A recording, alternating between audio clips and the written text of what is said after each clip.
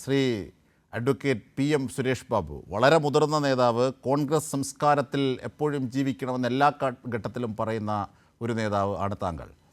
എല്ലാവരും ഇപ്പോഴും ബഹുമാനിക്കുന്ന ഒരു നേതാവാണ്. എന്താണ് കോൺഗ്രസിൽ സംഭവിച്ചുകൊണ്ടിരിക്കുന്നത്? ഞാൻ താങ്കളിലേക്ക് വരുന്നതിന് മുമ്പ് വളരെ മൂല്യത്തിൻ്റെയും ധാർമ്മികതയുടെയും പാതയിൽ പൊതുപ്രവർത്തനം, രാഷ്ട്രീയ പ്രവർത്തനം നടത്തണം എന്ന് ആഗ്രഹിക്കുകയും വിളിച്ചു പറയുകയും പ്രവർത്തിക്കുകയും ചെയ്യുന്ന ഒരു രീതിയാണ് താങ്കൾക്കുള്ളത്. താങ്കൾ ഇതൊന്ന് കേൾക്കണം. മുമ്പ് ഈ പ്രതിപക്ഷ നേതാവും അവരുടെ പാർട്ടി അധ്യക്ഷനും തമ്മിൽ നടത്തിയ ഒരു ഒരു ഒരു വാർത്താ സമ്മേളനത്തിൻ്റെ ഒരു ശകലം കൂടി ഞാൻ കാണിച്ചിട്ട് ഞാൻ താങ്കളിലേക്ക് എത്താം. അത് അതെങ്ങനെയാണ്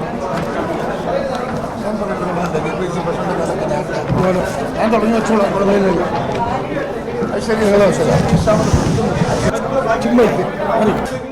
ഞാനൊരു പ്രതികരണം പറഞ്ഞോളൂ.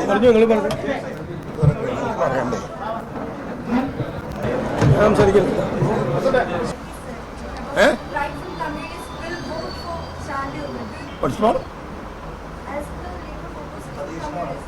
എന്നോടല്ല നേരത്തോടെ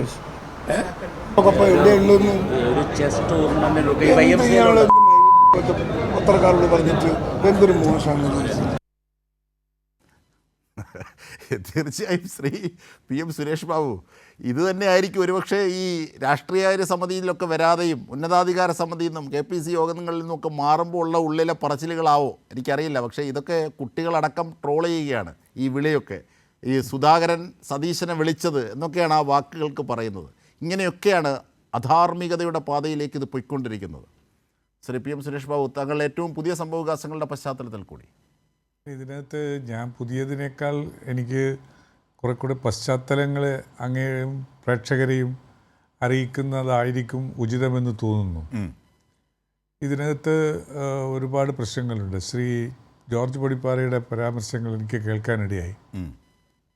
അദ്ദേഹം കോൺഗ്രസിനെ സ്നേഹിക്കുന്നു എന്ന് പ്രേക്ഷക സമൂഹം ഒരുപക്ഷെ വിലയിരുത്തിയെന്ന് വരാം.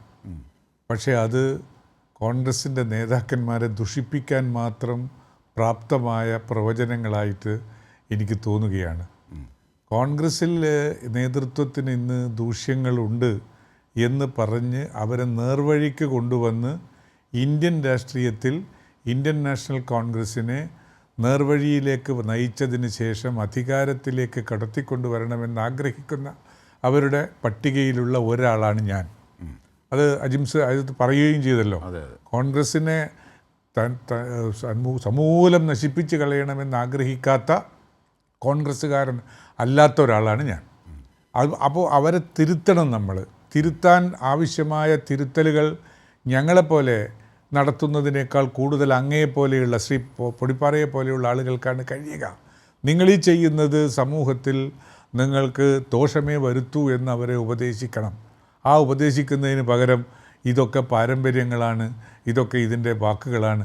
കോൺഗ്രസ്സിന് മറ്റൊരു മറുമരുന്നില്ലാത്ത കാലത്ത് നെഹ്റുവും പട്ടേലുമൊക്കെ അപ്പുറവും ഇപ്പുറവും ഒക്കെ ആലോചിച്ച് വ്യത്യസ്ത ചേരികളിൽ ഇരുന്നതിനെ കൊണ്ട് അത് ഇപ്പോഴും ഈ സതീശനും അതുപോലെ സുധാകരനും ആയിക്കൊള്ളട്ടെ എന്ന് പറയുന്നതിൻ്റെ മുകളിൽ വരാനിരിക്കുന്നത് അപ്പുറത്ത് രാജ്യത്തിൻ്റെ ജനാധിപത്യത്തോട് ബന്ധമില്ലാത്ത, രാജ്യത്തിലെ മതേതരത്വത്തോട് സ്നേഹമില്ലാത്ത, അല്ലെ മതേതരത്വം വേണ്ടെന്ന് പറയുന്ന സോഷ്യലിസ്റ്റ് ചിന്താഗതി ഒറ്റുപോലുമില്ലാത്ത ഒരു രാഷ്ട്രീയ പ്രസ്ഥാനം സംഹാര താണ്ഡവം ആടുന്നത് നമ്മൾ കാണുന്നുണ്ടോ?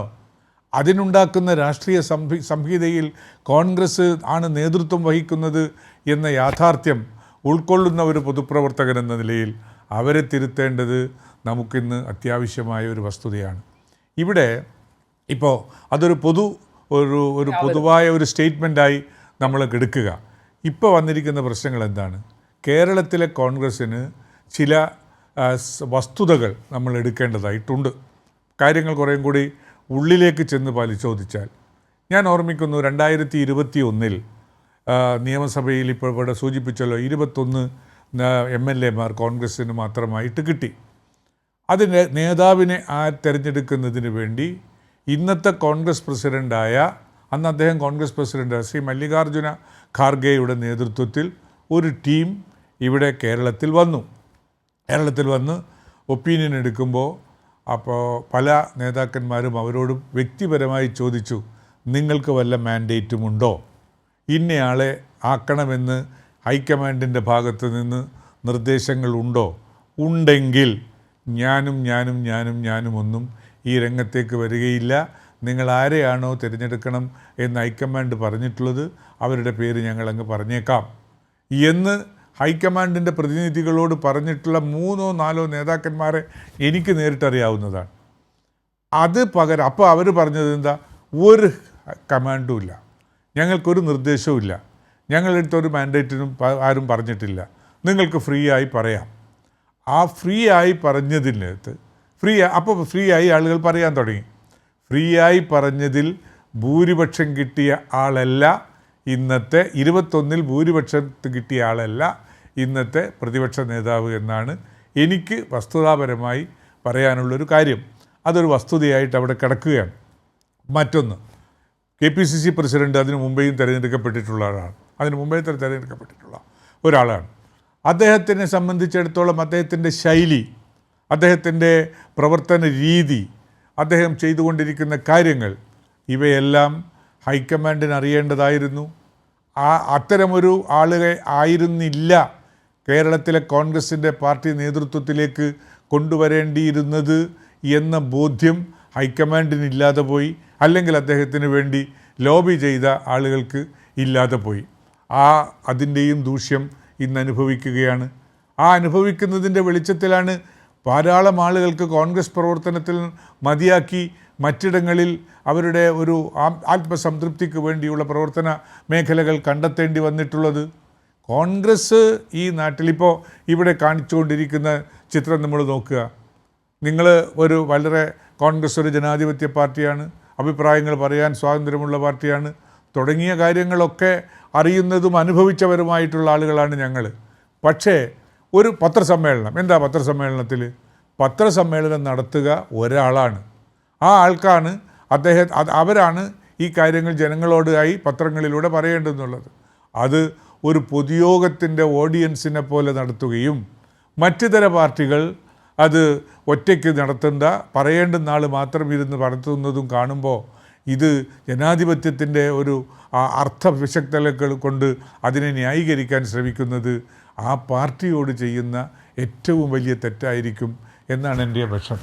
ഇവിടെ ഇന്ന് അസംബ്ലിയിൽ നടന്നിട്ടുള്ള കാര്യങ്ങളും അതിന് മുമ്പ് നടന്നിട്ടുള്ള കാര്യങ്ങളെല്ലാം ഇവിടെ വിശദീകരിക്കപ്പെട്ടിട്ടുള്ളത്. ഞാൻ അതിലേക്ക് വീണ്ടും രണ്ടാവർത്തി കടക്കേണ്ടതില്ല.